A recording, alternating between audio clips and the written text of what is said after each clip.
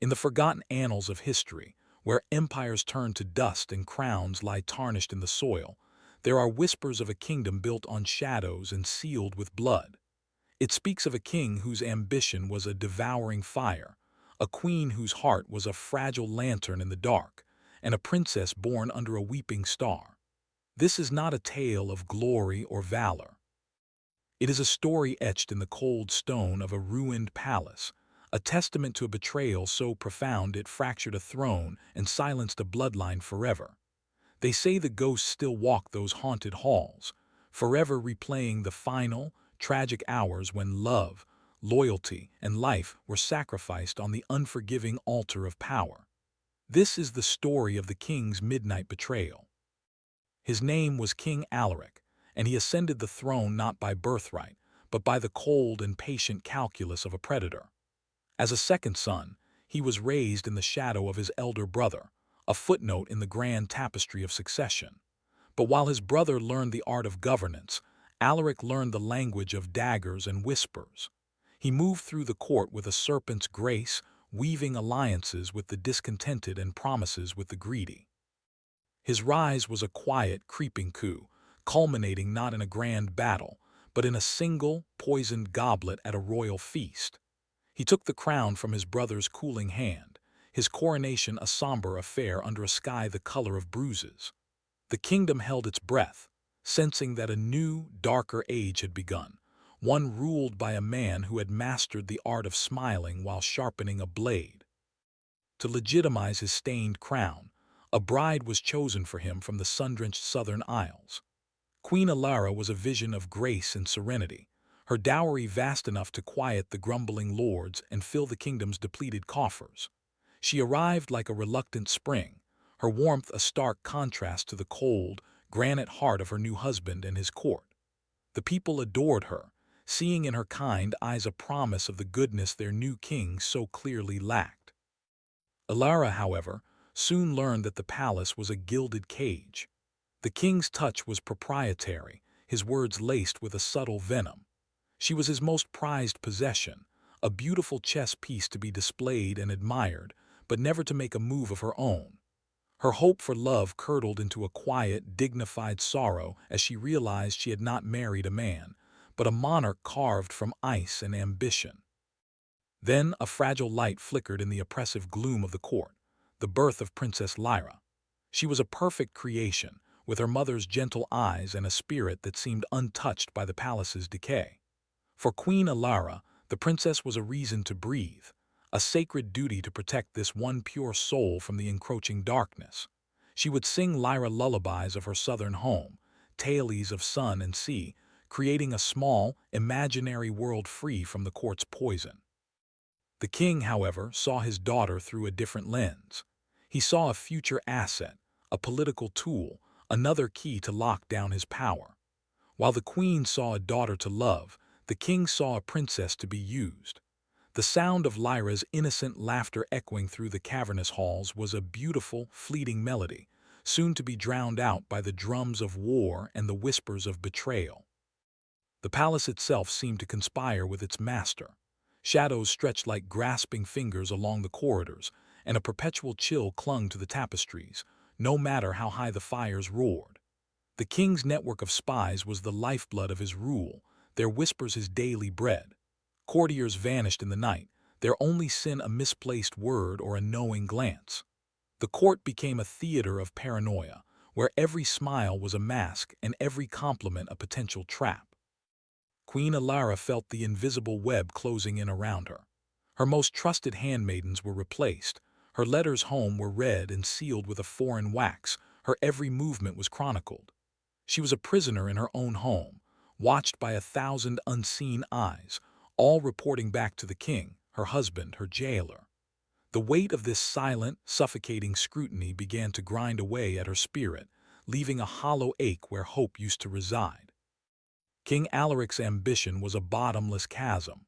His kingdom was merely a stepping stone, the first piece in a grand, continental conquest. He began to spend his nights not with his queen, but with secretive astrologers and ancient soothsayers, their chambers filled with acrid smoke and forbidden texts.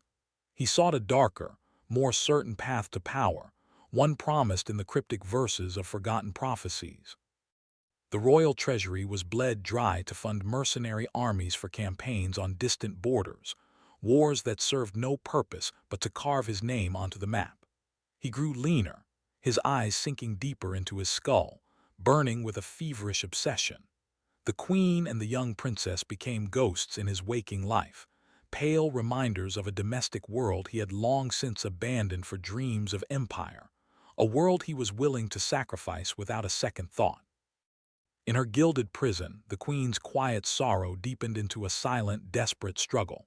She watched the king transform, his humanity eroding like a cliff face against a merciless sea. She tried to be the voice of reason, to speak of the starving people and the feudal wars, but her words were met with a terrifying, cold indifference.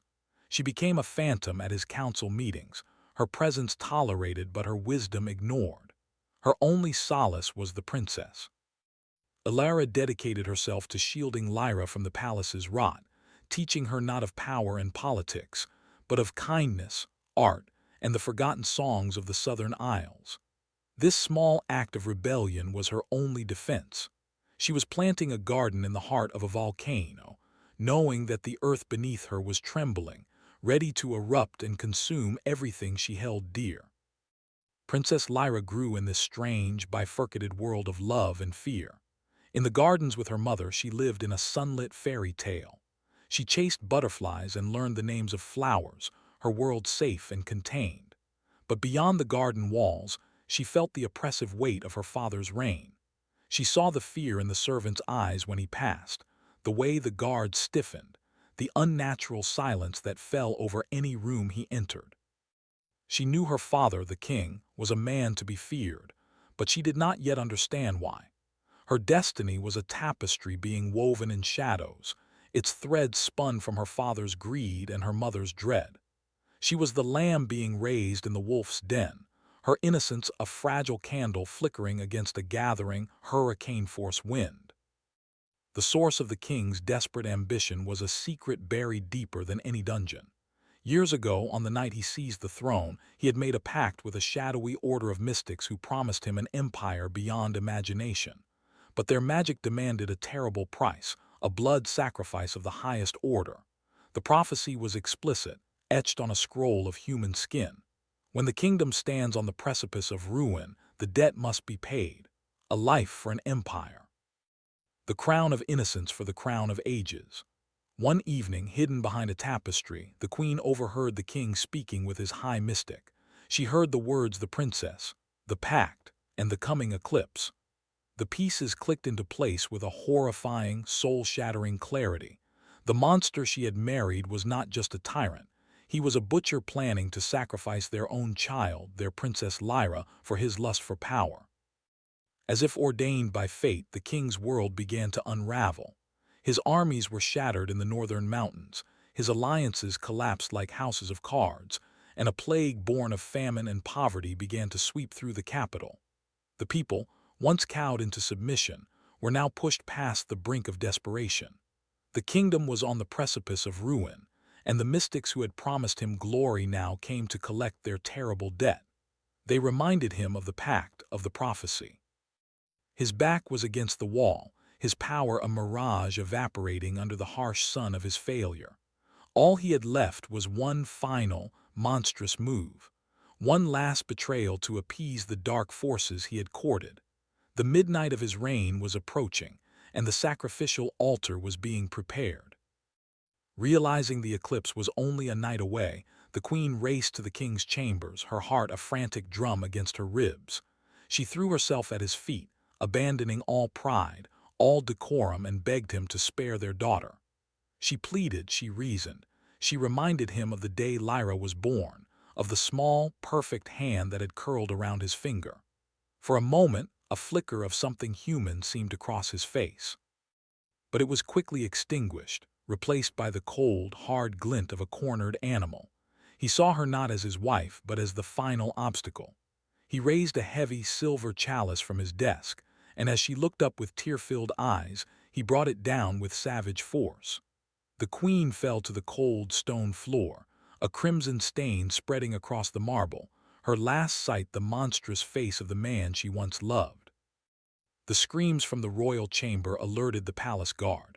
They burst in to find a scene from a nightmare, the queen lying in a pool of blood and the king standing over her, his eyes wide with a terrifying, broken madness. The sight shattered their final oath of loyalty. This was not a king, he was a demon wearing a crown. As word of the queen's murder spread through the palace, the last vestiges of order crumbled. The castle gates were breached by a furious mob, a wave of starving, vengeful citizens who had nothing left to lose.